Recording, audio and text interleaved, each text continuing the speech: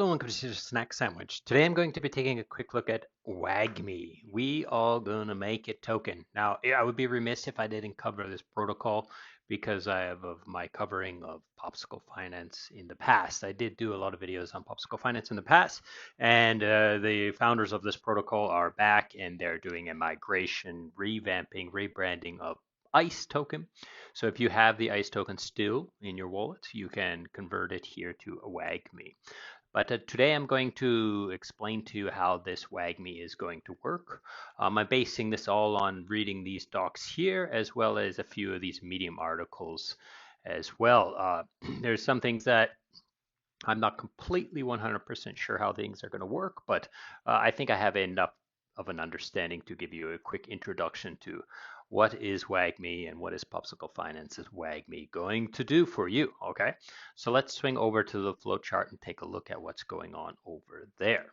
If you would like to support the channel, I would suggest you to check out the secretsandwich.xyz. It's the Secret Sandwich NFT project. You can come here, you can mint an NFT. Okay, so here we are on the flowchart. We have Boosted Bill. Boosted Bill's an ICE token holder or a WAGMI holder or something like that. Let's say, for example, he just wants to know what does WAGMI want to do or what is it going to be able to do. So the first thing you need to think about is Uniswap version 3 positions, concentrated liquidity. Now, concentrated liquidity has a couple problems with it. And the first one is obviously it's complicated and kind of hard to set up. But let's say you do already, you can figure that out and you know how to set up your positions and stuff like that, and you know how to manage them and stuff like that.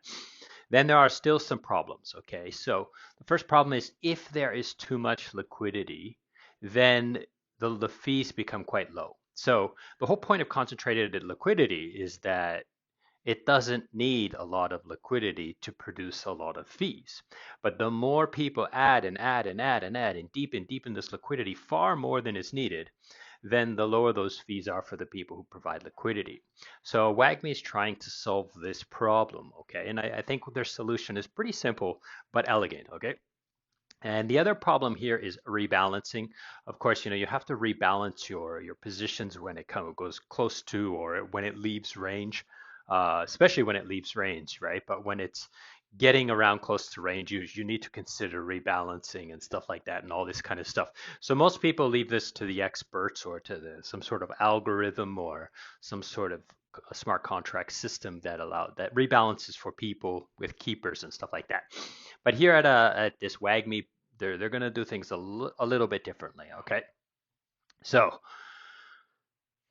Boosted Bill goes to WAGMI and he says he wants to take part in some of this. He wants to get some of these fees, right? So the first thing WAGMI is going to do is they're going to decide on the liquidity pools, the strategies as a community, as a DAO. So the WAGMI holders are going to control which liquidity pools that this thing's going to support, okay? So it's not going to support any liquidity pool. It's not permissionless in the sense of which tokens will be in these liquidity pools, okay?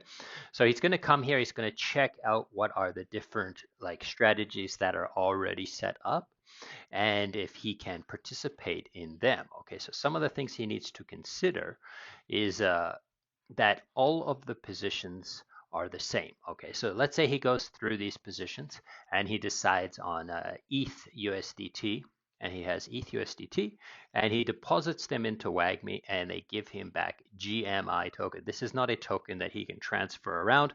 It's just kind of a position that he has. Okay, so it might not even actually mint him a token. It would just, WAGMI will just keep in mind that he has a value in GMI tokens. Maybe they mint him tokens. I'm not exactly sure. Okay. But it's not important. For sure, it's not transferable. He can't sell this. He can't give it. It does say that inside.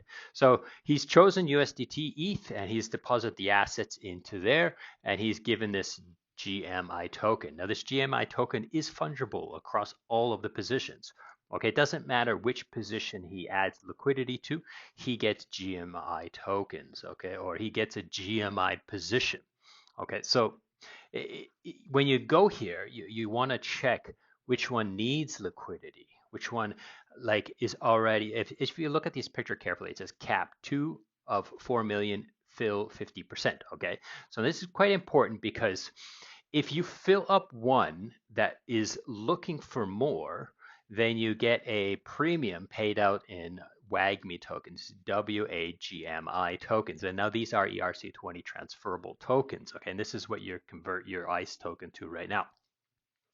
So it basically they're asking people, this protocol's asking people to bring the tokens that they need more of.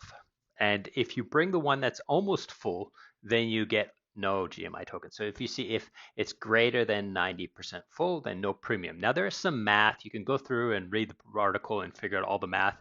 But generally speaking, the main idea, the TLDR, is they go there, find out which tokens they want, give them those tokens, and get your GMI position and a bonus WAGMI tokens. Okay.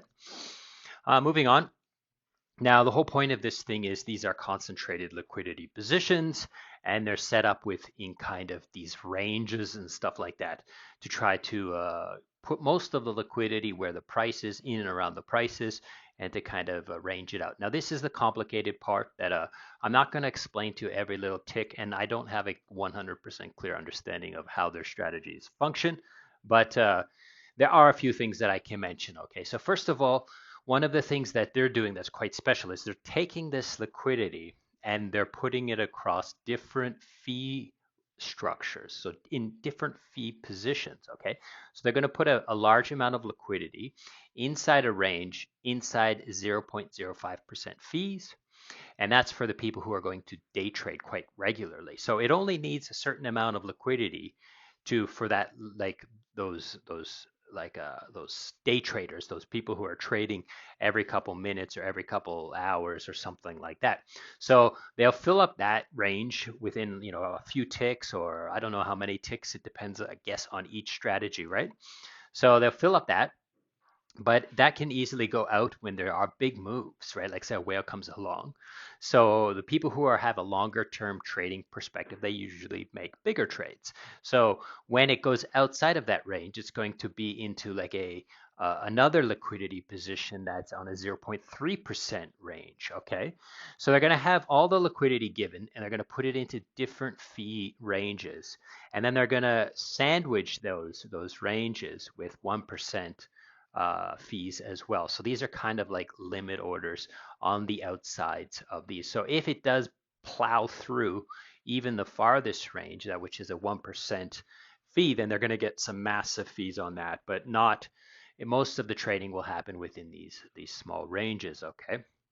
So a second thing that these strategies are doing that's different is they're going to throw in a whole bunch of different limit orders that kind of help them. Now, this again, I don't quite understand it, but these limit orders somehow are going to be, when those limit orders are triggered, it's because there was a huge price movement. And if those limit orders are triggered, then that they make profit on those limit orders, and those profit can be used to rebalance those large movements in it. And then there's this talk about this, if they're not triggered, then the treasury will trigger them for you. So this is the complicated stuff that I'll need to do a little bit more research on, and you'll need to do a little bit more research on and try to understand how this. But this is what you're kind of betting on. You're betting on that this WAGMI and the strategies filled in here are going to provide.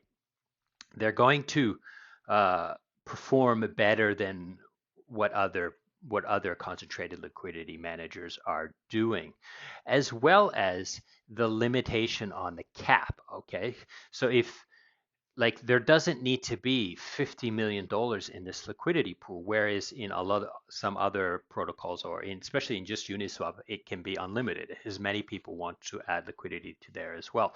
So you're betting on their caps being enough, as well as, not too much, as well as this strategy of running different, putting all of the liquidity into different fee structures with these limit orders for these safety positions. Okay, now all of the fees from all of these different strategies are claimable by the GMI holders pro rata based on their position. So if Boosted Bill has 100,000 of these GMI tokens and Caesar has 10, then obviously Boosted Bill will get a whole bunch more of these fees. And they're claimable in kind. So he's going to, let's say he put in ETH USDT, he's going to be able to claim, in this case, Phantom token, USDT, ETH, Dogecoin, Bitcoin, and that's pretty much based on these strategies. But there are going to be obviously a lot more strategies than what's shown in this image. Now moving on, if let's say Boosted Bill wants out, I want to get out. He's like, I gotta leave. I'm done with this. I don't want to be in here anymore. Then he has to vest his GMI tokens. If he puts them into like he basically triggers the vesting, right? And the vesting lasts for 690 hours, which is obviously a meme. So after 690 hours, then he's going to get WAGMI tokens equal to his position, right? However, if he wants to exit early, he can exit early with a haircut. So he will get less of those WAGMI tokens if he immediately rage quits, right? Now, the important thing here is he doesn't get back the liquidity. The liquidity is still here. He put in ETH, he put in USDT, and now he's getting back WAGMI tokens. So that ETH is still in the position. It's still in the protocols, like protocol owned, like managed liquidity. So now it's still producing fees. His share is still producing fees. However, his GMI tokens have been burned. So his position, the amount of tokens he was put into there, those fees that position will continue to generate fees forever. And those fees will be taken out and they'll be split two ways. Well, half of them will be sent to the rest of the GMI token holders, right? And the other half will be used to perpetually buy WAGMI tokens and burn them. Okay, so this is pretty much my understanding. This is how I understand what this thing is going to do based on those articles I read and stuff. As always, go to their Telegram, go read the docs yourself, find out more whether or not you think this project's good and interesting. And I hope this has been useful and interesting. And thank you so much for watching, and goodbye.